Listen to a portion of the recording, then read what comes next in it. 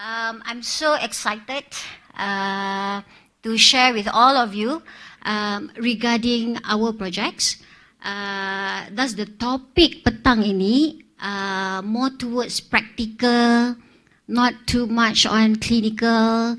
And I hope all of you cuba untuk beri perhatian sebab the intervention will be implemented in your setting nanti. Okay?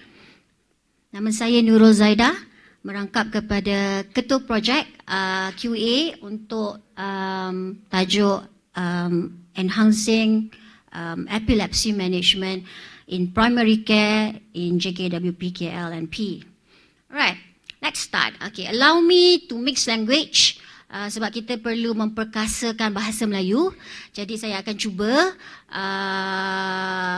menyampaikan in English. Most of it will be in English, tapi ada certain parts lebih powerful if kita tekan in bahasa Melayu. Okay. What's the spark of our project? Sebenarnya as easy as that. If you can see from the slide, patient loads in 2023 in health clinics in JKWP KL, it's about 1.9 million. However, did you see any TDM requests during that year? Nada. Okay, but we only have 2 hospitals in JKWP KL&P, which is HPJ and HRC. But we have received enormous TDM requests, majorly from HPJ itself, amounting more than 2,700. So we did not see any changes last year as well, isn't it? Last year we did not see any changes as well. No TDM requests from healthcare clinics with the increasing number of patient load in the health clinics itself. So that sparked the study itself. We feels like what went wrong here? So that we thought maybe there were not many patients in healthcare clinics itself. Majority of the patient was seen in hospital itself instead of the clinic kesihatan. But let's see where our numbers sits in the National Data Statistic in 2024. Last year itself, what we should know is the potential patient load in JKWPKL extends beyond than JKWPKL itself. We probably will receive referrals or step down or discharge patient from major hospitals. Primarily will be from HKL itself and perhaps from our neighboring states such as Hospital Selayang or Hospital Serdang itself. And if we can see, inside KL itself, the combined TDM request volume from HKL and JKWPKL are exceeding 17,000 cases. However, this is the eye-opening fact. In 2024, none of the cases were recorded under health clinics. Comparing to other health clinics in other states. So, pagi tadi Datin Haliza ada sebut about 1.8% of patients TDM requests comes from clinic kan? But none of them came from our states, okay? But there were cases come from other states. So we was like, why bother? Why bother to go all this hustle? Why bother to do all of these things? So there was one study in 2021. It was pharmacist-led epilepsy review services in, if I'm not mistaken, in Selangor.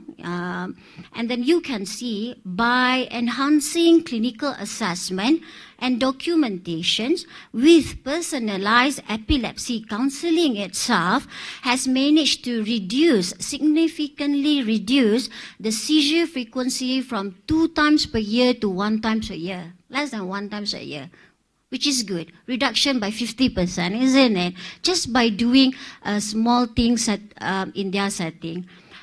furthermore, you can see in this study itself, they managed to improve a number of patients with reduced seizure frequency by 50%. At the beginning of the study, there were only they managed to only reduce by 9.6%, and at the end of the study, they managed to improve the numbers by more than 52%.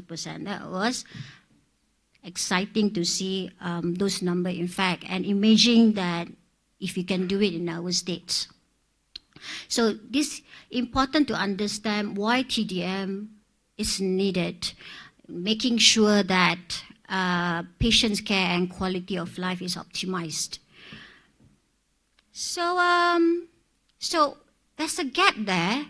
We were looking at, were there really no cases? Are we doing this macam shock sendiri ke kita buat ni kan? Semata-mata nak hantar statistik satu ke QA tu? Satu kajian QA yang kita kena hantar ni, kita sampai kena buat sampai macam tu sekali ke? So we dive a little bit. I'm going to explain in more details regarding the study that we did. So we went and see, was there really no cases for TDM? So we checked thoroughly by surveys and available reports in health clinics. Bukan dapat jawapan sendiri, ini jawapan daripada kita punya facility sendiri. There were in fact cases that suitable for TDM. But TDM was underutilized. So that's the gap that we need to identify. What is the barrier contributing to underutilize TDM in our states? So we conducted surveys and we identified the barrier, and here we are. At the moment, we are at this stage. We have formulated interventions. There were 4 interventions that we have formulated. Today, we melancarkan 2 of the interventions, and I will explain in details all four interventions in a bit. Okay, with hopes that outcome nanti it will improve patients' management. Boleh ke ikut setakat ni? Alright, let's go. Let's see what we have done throughout the years. Okay, we started with a small scale at first. We started with pharmacies itself in 2023. So when we started, we did 2 baseline studies. Both studies, one of it are from reports, available reports, and one of it through the survey. And then from there we realized that we cannot do this. We cannot do this on our own. It's impossible to do it on our own. So we've recruited orang-orang yang hebat dalam tim kita, not just limited to saya sahaja dan juga rakan-rakan pharmacist. So we've recruited lah, ada Dr. Hamimah yang kita recruited pada masa tu, ada MOs daripada KK Jinjang if I'm not mistaken, and ada matron juga in our team at that time. Because only with multidisciplinary approach we can do this, okay? And then towards the development, we start to develop what intervention that we want to do. So we start developing the interventions. One of it, we call it as Easy Check, epilepsy Easy Check. Okay, like you have what you have been tadi macam Datin Aliza and Datin Azizan have talked about. And then after that, we did one bengkel CPS or CPS ataupun TDM. Okay, we might interchangeable the 2 terms, and then we realized while developing the epilepsy Easy Check, we feels like we need a peer review lah. We need someone who expert in the field to review this. Not just us yang duduk dekat primary care ataupun yang tak tahu pasal epilepsy too much. Lucky for us, rupa-rupanya HPJ ada neurologist lah sebenarnya. Tu kan, tadi yang cakap tunjuk macam-macam video tadi. So we've recruited Dr. Vishnu to be part of our team. And then from them, we are refining everything. Everything went smoothly. We refine the epilepsy Easy Check. And on top of that, we give bonus. What is the bonus? You give bonus to the patients, which is the seizure diary that I will explain a little bit further after this. And last one is what we are doing now, which is the seminar. Okay, let's go a little bit on the data so that you know that here we are not talking based on something baseless, that we are talking about something facts here. So we did a study about awareness, preparedness and knowledge among healthcare providers in TDM in JKWPKL primary healthcare settings. We did this study, if I'm not mistaken, July 2023. It was a cross-sectional survey. We received about 239 respondents. 160 of those are pharmacists and 79 are doctors. So you can see equally divided in terms of years and service, and majority of them are young respondents between of 31 years old to 40 years old, okay? There were 4 sections inside that survey. Of course, section number 1 will go details in the demographic data, followed by 7 questions on awareness, whether they are aware or not about TDM, followed by 3 questions whether we are prepared or not to run the services, and 6 questions about knowledge. But I'm going to highlight not all of the answer. I'm going to highlight a little bit of the results, not all, okay? So one of the questions about awareness is asking whether the respondents know if blood sample can be sent for TDM in their facility. Well, shockingly, not shockingly, I would say shockingly, majority of pharmacists and doctors are unsure or don't know that blood sample can be sent for TDM in their respective clinics. Question number 2, the next question was asking if you will continue existing dose for TDM drugs without TDM results. This question was asked towards doctors only, kan? Sebab doktor saja yang prescribe. And there were 21% comfortably would continue without TDM results, but majority of them wouldn't continue without a TDM results.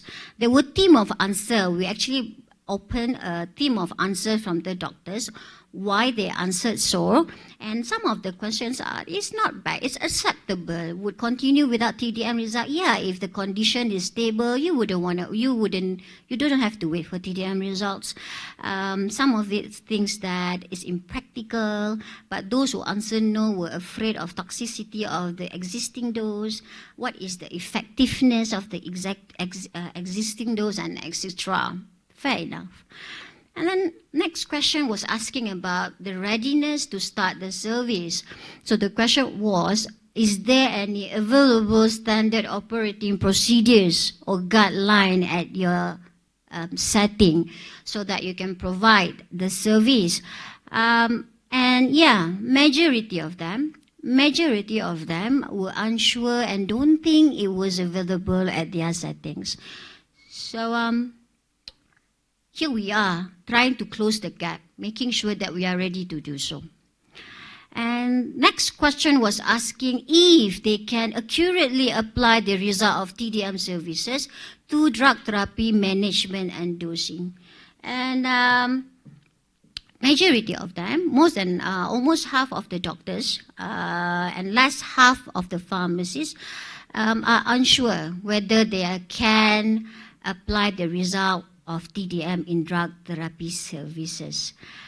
But majority of them, I would say, equally divided, half of them, yes or no answers. So some of them are knowledgeable, I would say so, and quite confident using TDM, applying TDM to their management.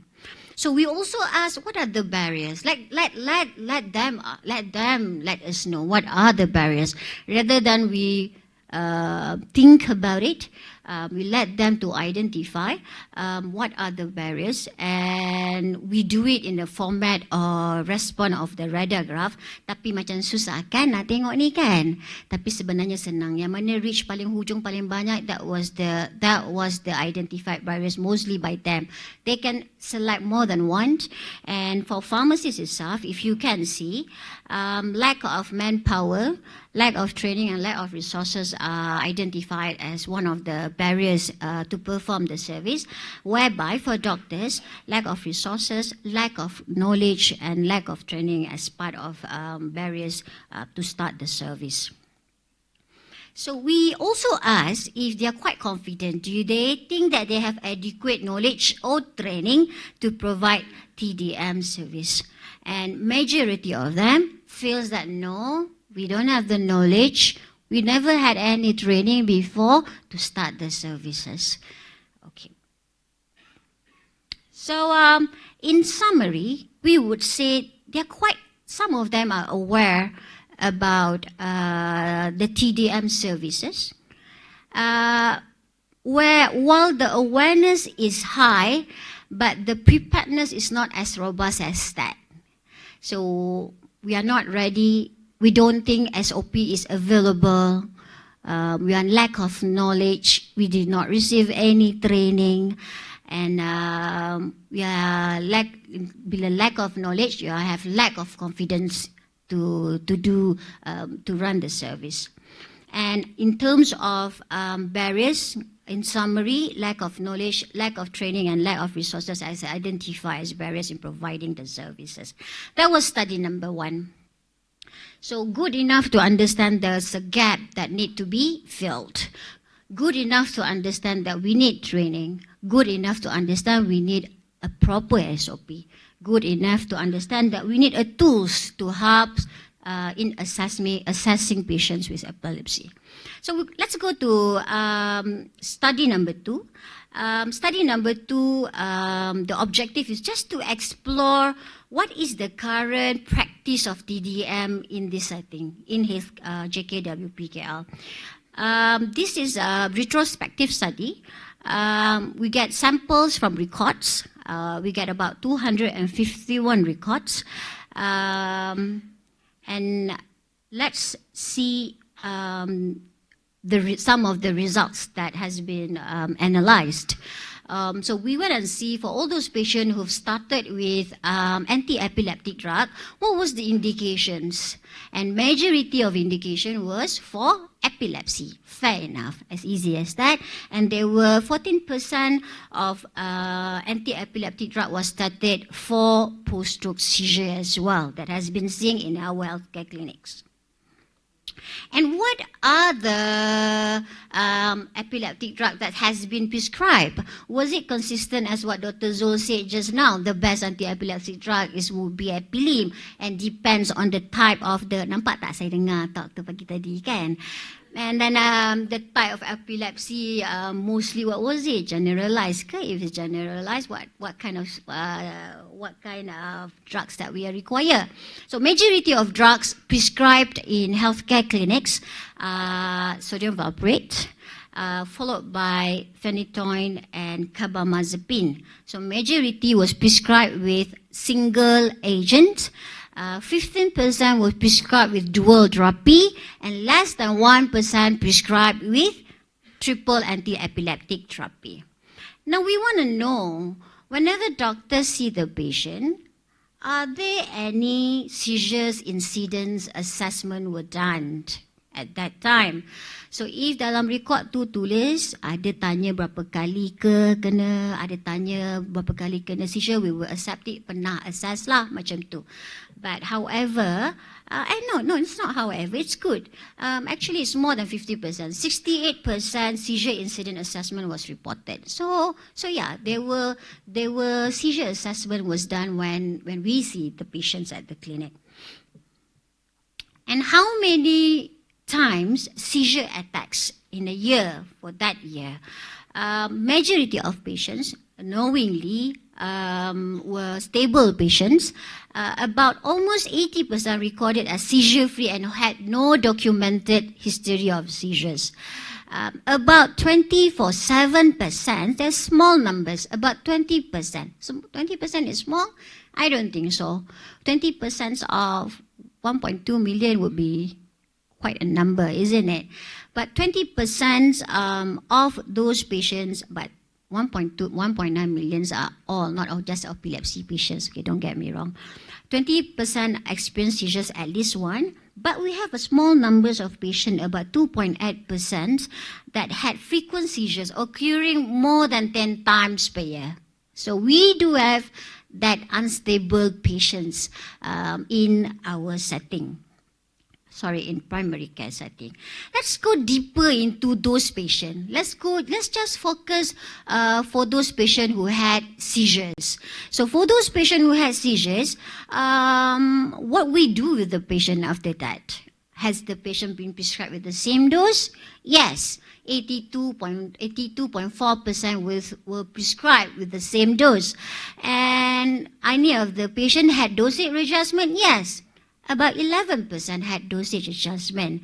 Do they start a new medication? Yes, about 3.9% started with new medication, and there were 2% discontinued with those epileptic medications. So for those patients who had seizures, we went in and looked whether TDM was done or not.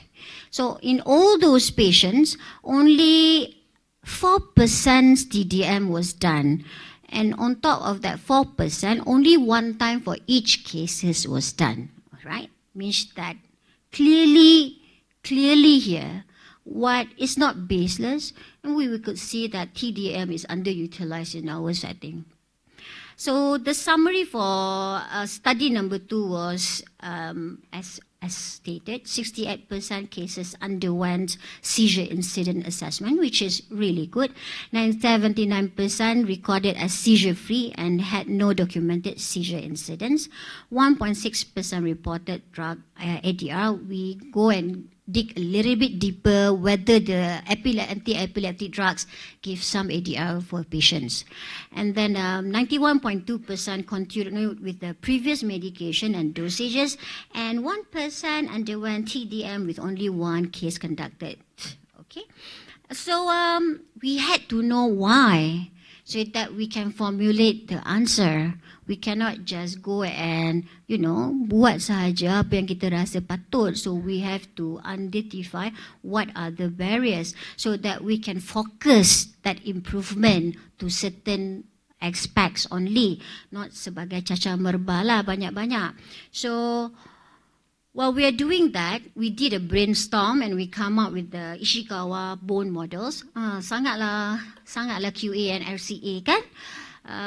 But in summary, we divided the patient factor. Let's not go into patient factor too much, although the seizure diary will help on patient factor, but let's go on the healthcare factors and system factors. About the environment factor, bukannya kita tak nak kacau, tapi kita tak boleh buat apa-apa.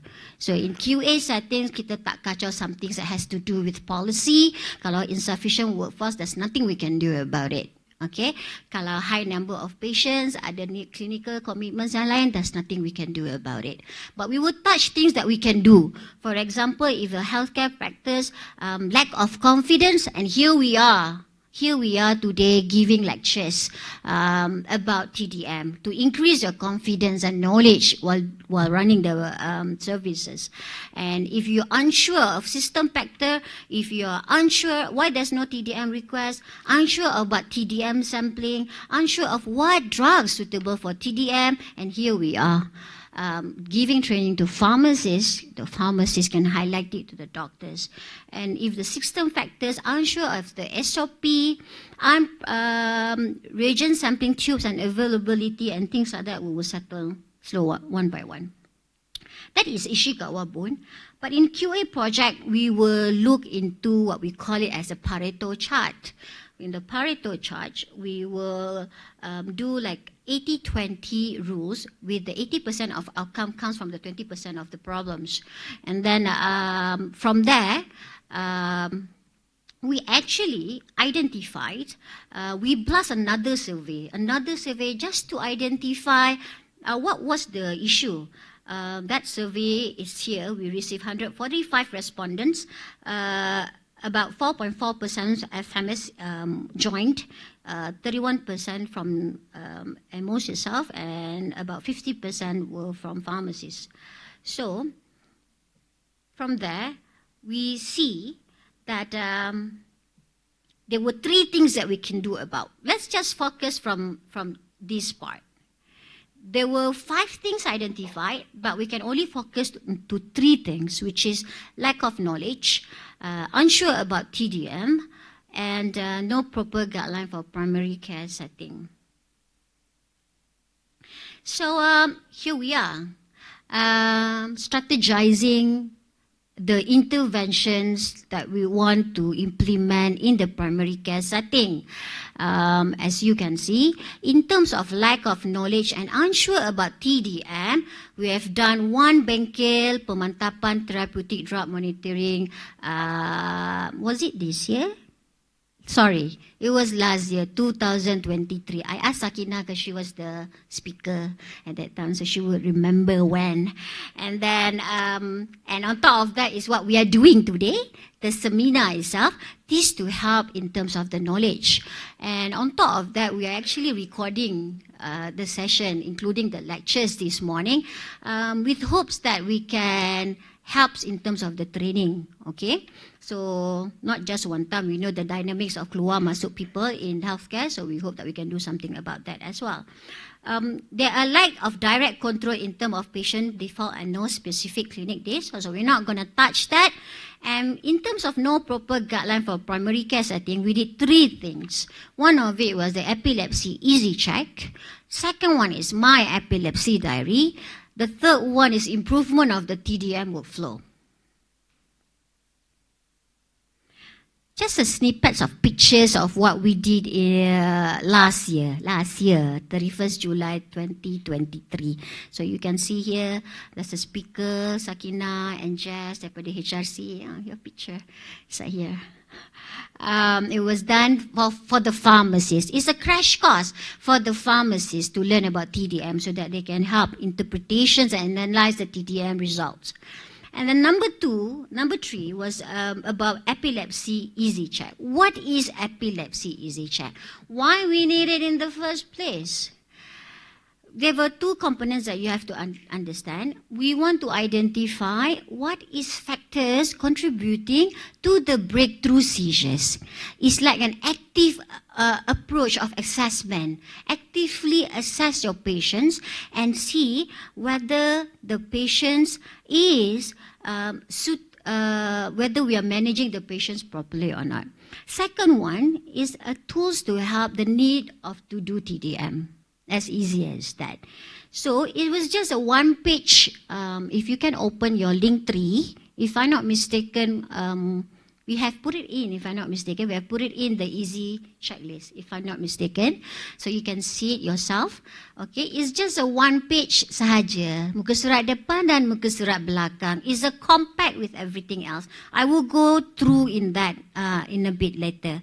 And that thing wasn't developed just like that. It was adapted and it was refined and it was peer reviewed by majority of them are neurologists and from 12 other experts from relevant fields.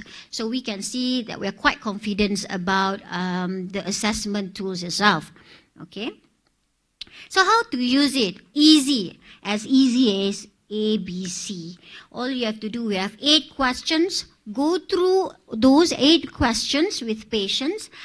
Just mark yes or no. Ask your question, yes or no. And then after that, if we have additional guidance on the right side. If you can see on the right side, there's a comment. That is additional guidance on the right side. And at the back of it, there's an additional guidance in terms of ADR and drug interactions. Okay, if yes response are found, send for TDM. Just send for TDM and see, and we manage from there. So I will not go in details for each of the questions because, in fact, we have another 3 interventions that I need to explain. So I will go sikit-sikit sajalah because it's easy to understand. It's self-explanatory assessment checklist. So you need to know, does the patient fall any special population as below? So why we suggested so, why children, why elderly, why renal failure? For example, if children and adolescent is faster metabolism, perhaps they need a higher dose. Elderly, reduced liver and kidney function, perhaps there's a risk of drug accumulation and toxicity. Renal failure, impaired excretion, maybe accumulation of drug inside the body. Liver failure, unpredicted drug metabolism may improve drug toxicity, and so on. All right. And then the question was, does the seizure occur during sleep? Kenapa? Why did we ask this? Pagi tadi ada Dr. Zul ada explain. Correct. Betul kan? Dr. Vishnu, we're talking about SUDAP here, kan? Okay. So, kita nak tengok if the patients have nocturnal seizures. Because if patients have nocturnal seizures, there's a higher risk of sudden death. So, for the question number 3, are there any dose or drug changes from the last visit? This is only pertaining anti-seizure medications, okay? That's how you should see it.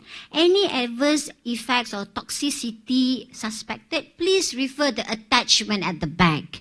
Because it's only one page, refer to the back and you will see everything of the back. But while you're doing so, you have to able to differentiate between concentrated ADR versus non-concentrated ADR. This one, Izzah ada cakap ke tadi? Ada sikit kan? Okay, Izzah ada cakap. So you should be able to differentiate between those two. And the list of ADR was at the back of the page, like I told you just now. And it was, the reference was stated at the bottom, so you can see we get it from certain reference. And then number 8 question would be any suspected interaction. Also, you have to refer at the back of the page. Not all interactions are equally important. So you have to assess the magnitude, the evidence strength, and clinical impact before making any decisions. So that is the drug interactions for at the back of the page. And that's it. 8 questions, just yes and no, and indicates whether we should we should send for TDM or not. As easy as A, B, C, isn't it? Will take you less than 8 minutes to do so. Okay, number 2. This is bonus. Okay, we call it seizure diary or my seizure diary. Very pretty. We will print it out. Perhaps end of this day, if I'm not mistaken, and we will give it to not limited to klinik kesihatan. We will give it to hospitals as well, and both doctors and patient will be happy. Why? Because it's not just for patients; it's for the doctors as well.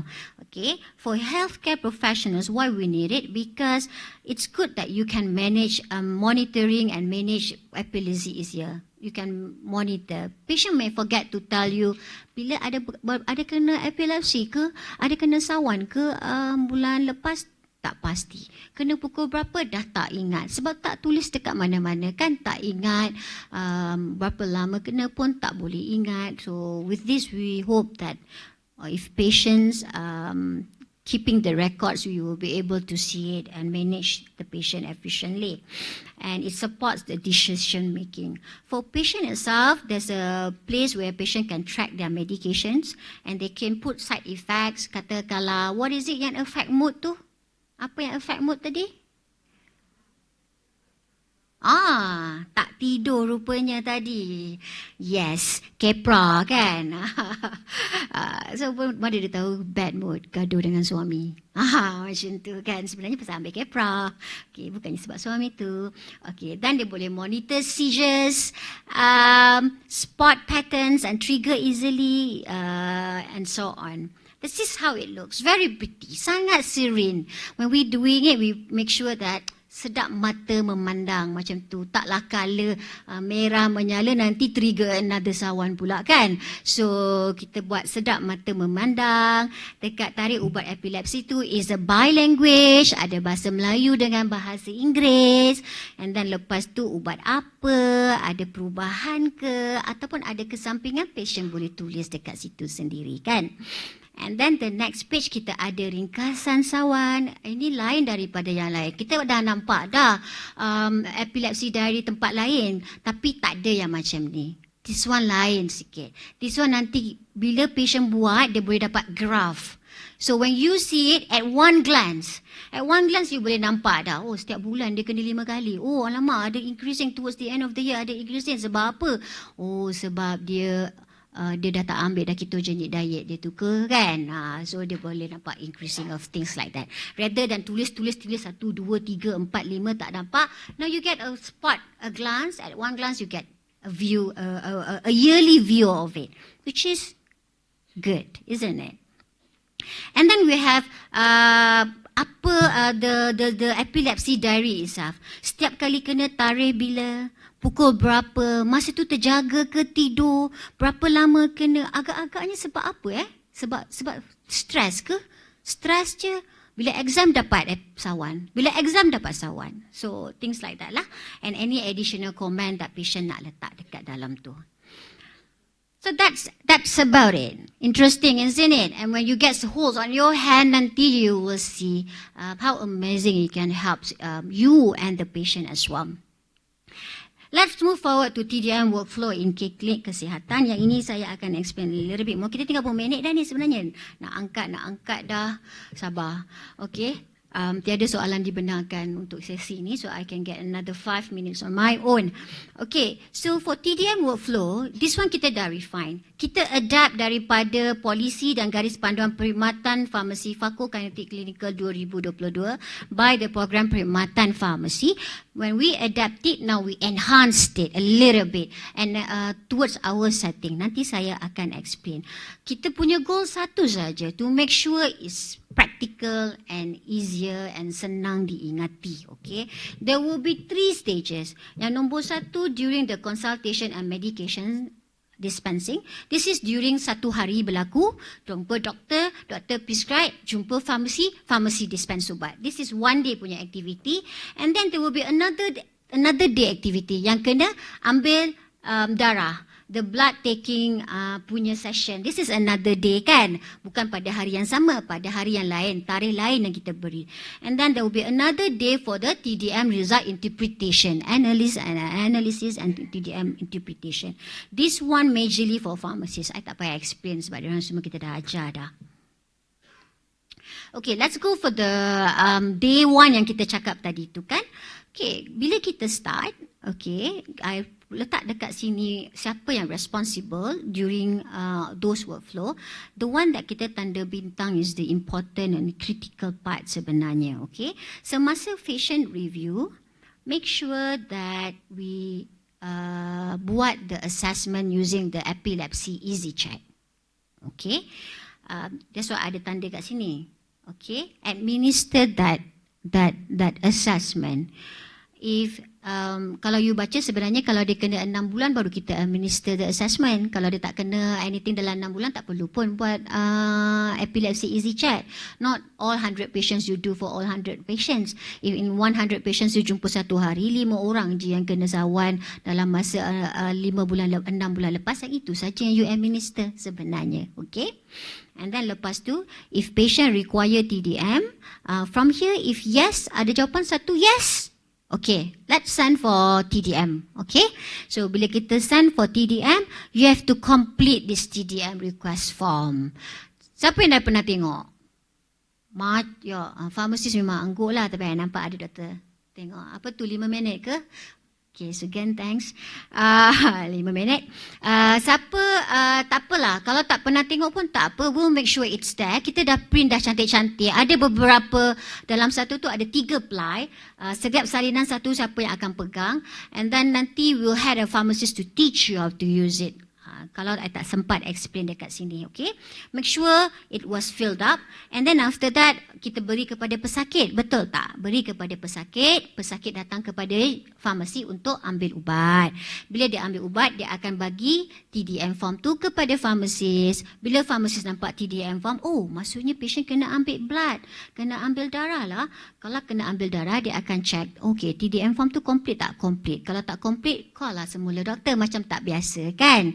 Kita call and tanya dan betulkan apa benda yang tak lengkap, kita lengkapkan.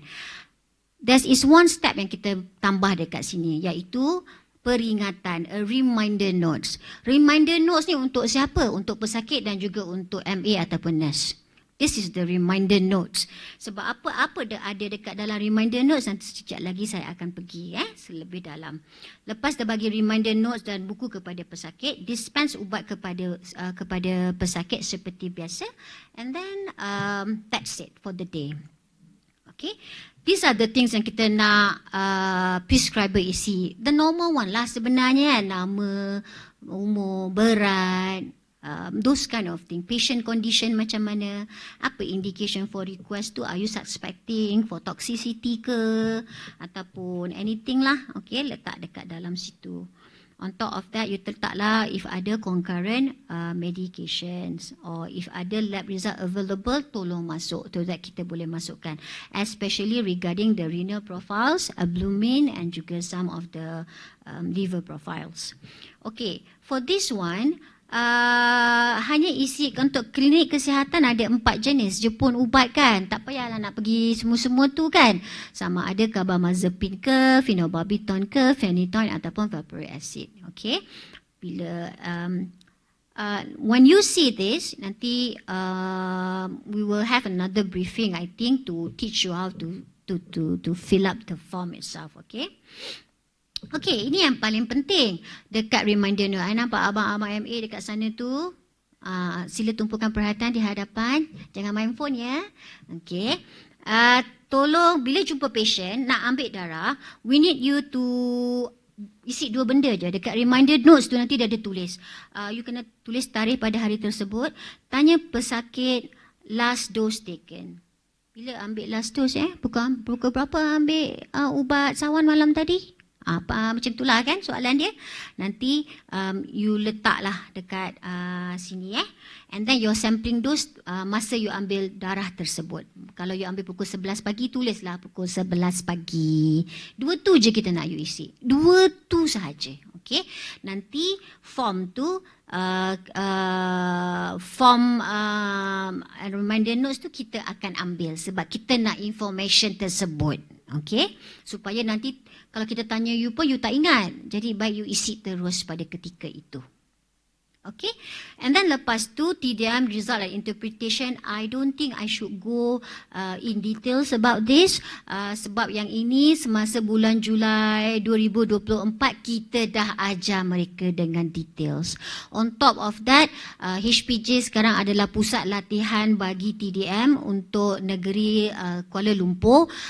We will send your pharmacist to HPJ untuk training secara penuh, not crash course, a full course training. So you expect to receive a pharmacist that is well trained in TDM nanti Kita start bulan depan ni kan Izzah, betul tak? Itulah dia preceptornya yang bagi talk petang bulan ni kita dah expect daripada PKPJ. PKPJ ada bulan ni. Kita dah start. Throughout the year, we will send pharmacists from each of KK setting, especially we are covering the big KK first. We're going to let them belajar secara betul-betul. Supaya pandai bila balik hospital tu nanti. Dah habis. Tak sangka. With that, thank you very much. I hope that all of you have learned about the importance of TDM. Awal-awal tadi kita kata apa the importance of TDM. We've talked about epilepsy easy checklist. We have talked about the diary itself. And tadi kita cakap pasal workflow. Terima kasih.